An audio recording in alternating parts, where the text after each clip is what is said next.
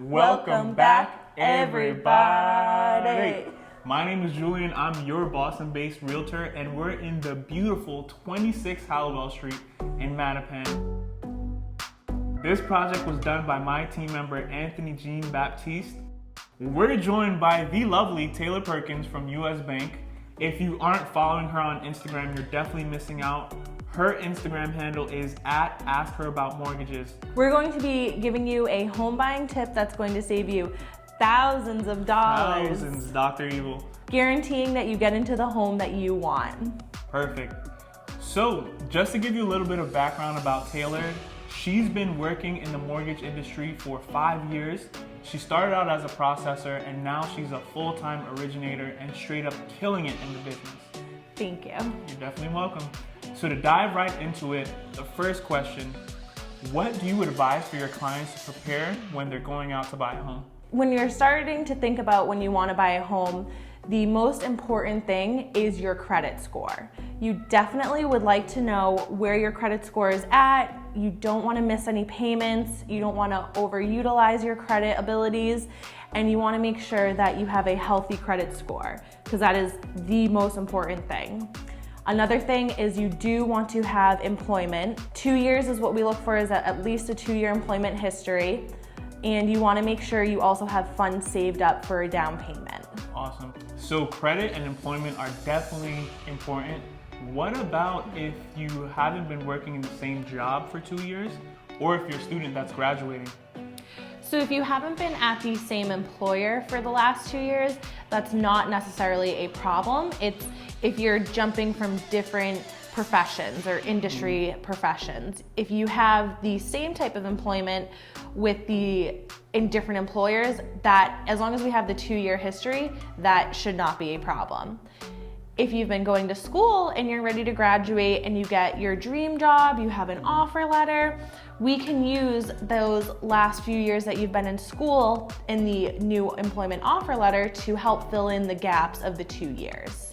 So what you're telling the viewers is, if you're a college student, instead of renting, you can buy a house. Yes. That exactly. is amazing. I mean, rent is so high nowadays that it's almost comparable to a mortgage.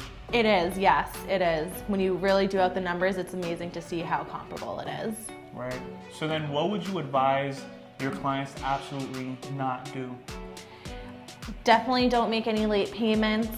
Don't, like I said, overutilize your credit. Don't go out and start shopping for this home that you have an offer on. Oh my gosh, that happens all the time, especially with like furniture, appliances. Yes, it's really exciting to start thinking about furnishing your home, but you definitely want to close on the house before you start opening up any new debt or buying that furniture on that credit card and 0% interest. You definitely want to wait until you close to do all of that. Right.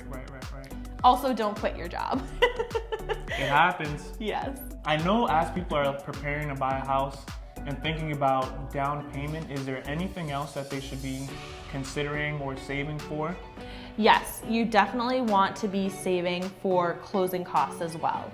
A lot of people forget to think about closing costs. So in addition to having a down payment, you have closing costs such as lender fees, attorney fees, home inspection fees or appraisal fees.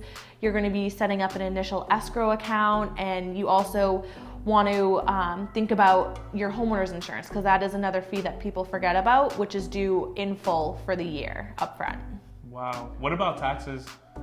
So depending on when your town or city's tax proration is, you'll either be putting in 3 months taxes or 6 months taxes, depending on when the tax bill's due, because you want to make sure that you have the funds in your escrow account to pay that tax bill. Gotcha. And I know for some buyers out there, when they're thinking about buying a home, I know there are 3.5% down programs, there are 5% down programs. What happens if you have enough for the down payment, but you can't pay for the closing costs? You can ask the seller for a closing cost credit, which means that you will be asking for some funds back at closing to help pay for those closing costs. So essentially what you're doing is you're asking the seller to pay for your closing costs, which could save you thousands of dollars from having to save money up front. So the way I've seen this happen is the closing cost credit that you ask from the seller will go into your mortgage, right? It goes into the sales price. So let's say you're approved for $500,000, you see a home for $495,000, you offer $500,000 with $5,000 back, and that's a way to kind of roll it into the mortgage. Perfect, perfect. So if you're ever tight in saving money for a home, if you're ever just in need of a little cash, you could ask the seller for closing cost credit and save yourself thousands of dollars. Again, this is Julian, your Boston-based realtor. With Taylor Perkins, ask her about mortgages. If you need any tips about real estate, you should definitely follow Taylor on Instagram. You can follow me at Julian Real Estate. You know where to find me. Thanks for joining us. Stay tuned for more.